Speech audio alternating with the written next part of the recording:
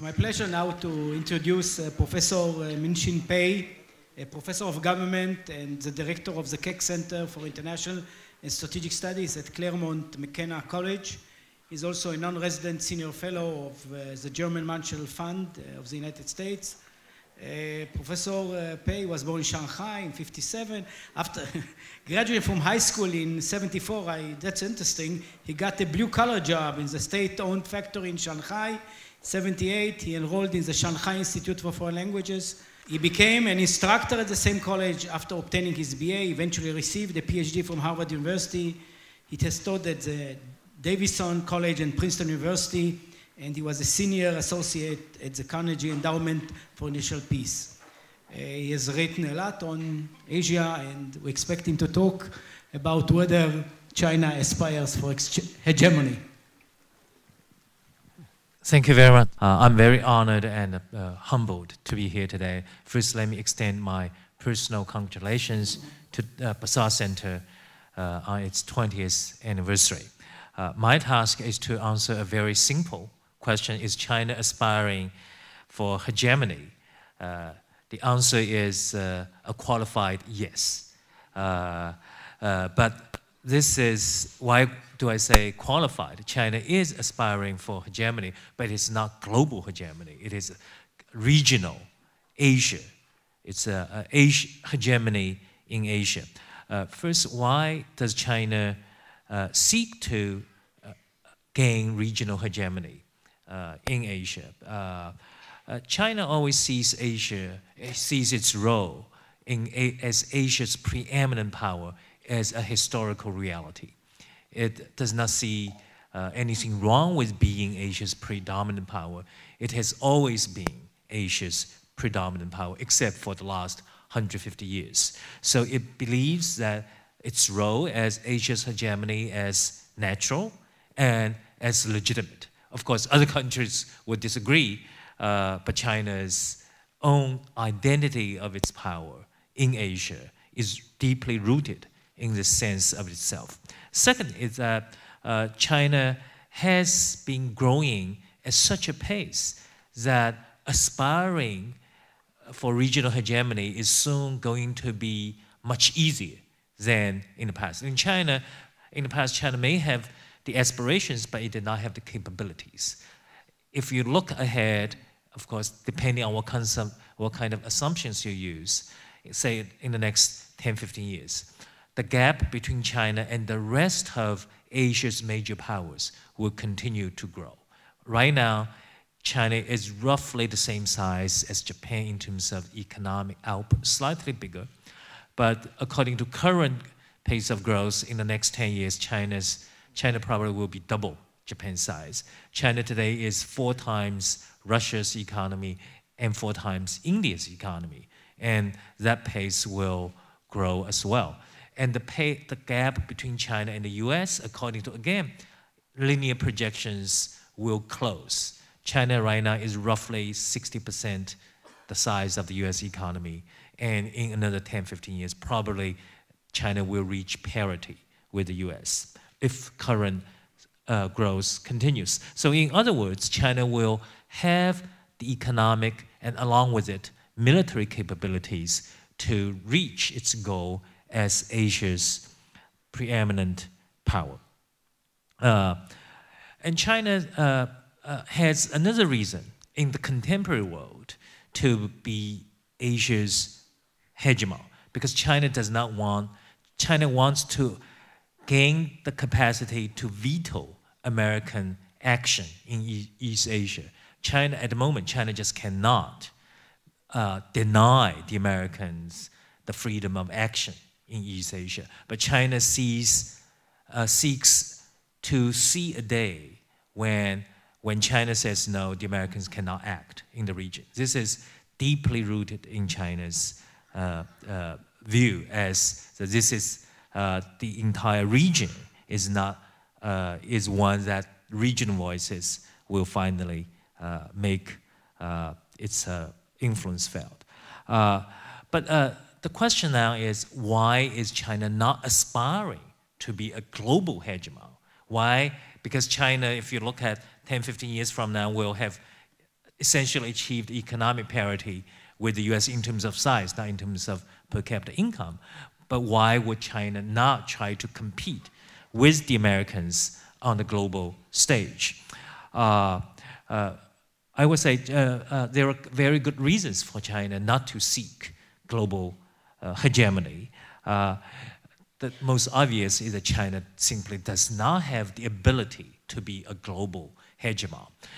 Global hegemony requires, first and foremost, your ability to acquire allies. China does not have allies anywhere else in the world. If you count who China's allies are, it's a pathetical list. North Korea and Pakistan. You don't want these two countries to be your friends. And outside Asia, China may have trading partners, but China does not have allies. To be allies, you have to share the same value systems, and you have to share fundamental strategic interests, and China cannot find them around the world. Another reason is that the current American global hegemony actually provides China with enormous benefits. China does not see outside Asia that American hegemony is on a collision course with Chinese power.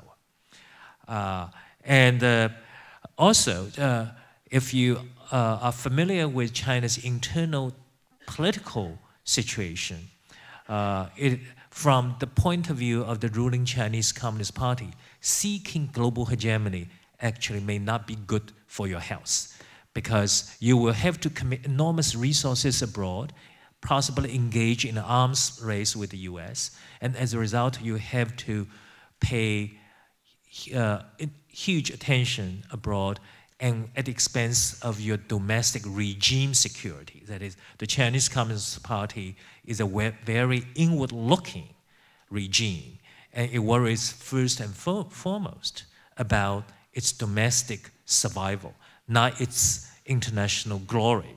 And finally, I think if you want to be global hegemon, you better have an ideological vision that justifies a global role. China today simply does not have that ideological vision. The Americans still have, you might call it not necessarily utopian, but clearly global values that justify their international role. So now let's see, how is China going about achieving its goal of being Asia's hegemon? The first thing it does is to create a psychological perception of inevitability. I think once the most effective way of making people pay attention to you and then serve your interests is to create this sense of inevitability. And right now, if you go around Asia, I think the sense is quite, the sense around the region is that China's rise is inevitable. At some point, the Americans will leave, will lose interest in Asia, and China will be here, will be the region's preeminent hegemon. The other thing China is doing is actively acquiring the military capabilities so that it can develop an ability to deny the Americans any influence, the influence they see as most destabilizing or threatening to China. But at the same time, China also is trying to avoid, at this stage, to get into a conflict, premature conflict with the United States, because the Chinese government recognizes that the US remains the world's most powerful country. And for a long time, the Americans still have the ability to fundamentally change China's course. So for the next 10, 15 years, China's most important objective is to avoid a conflict with the US. But at the same time, it wants to, so China is playing a very complicated, complex, delicate game with the Americans. The game has three parts. One is to reassure the Americans that China is not seeking to compete with the Americans directly.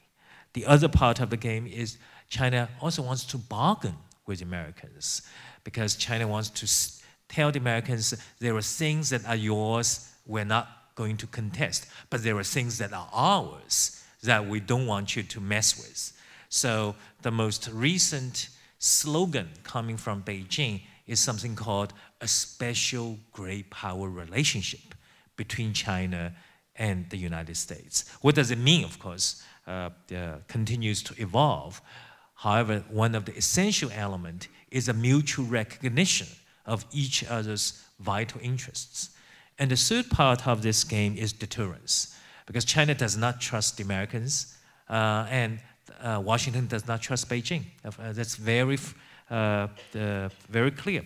So China, while trying to reassure, trying to bargain with the Americans, also wants to show to the Americans that if you violate our vital interests, we have the means to make you pay. So,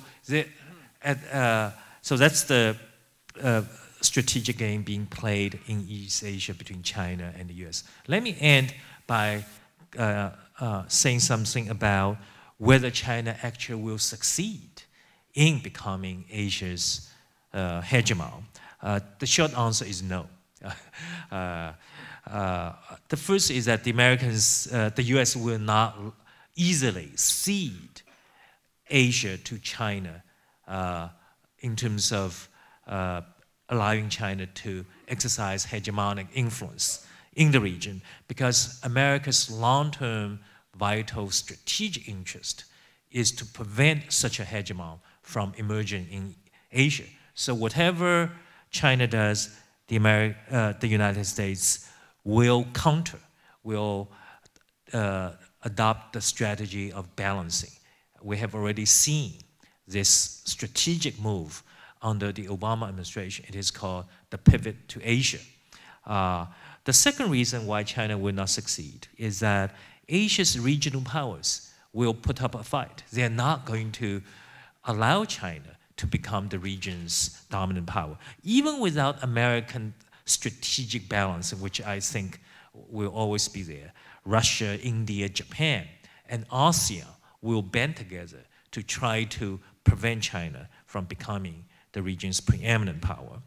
The last reason, which is the most important, is that we cannot count on China's economic growth to continue uninterrupted at very high speed for another 10, 15 years. Those of us who study China's domestic developments are very, very concerned that in the next 10, 15 years, there can be discontinuity, both economically and politically in China. And if that happens, that will completely alter our projection of Asia's trajectory. Thank you.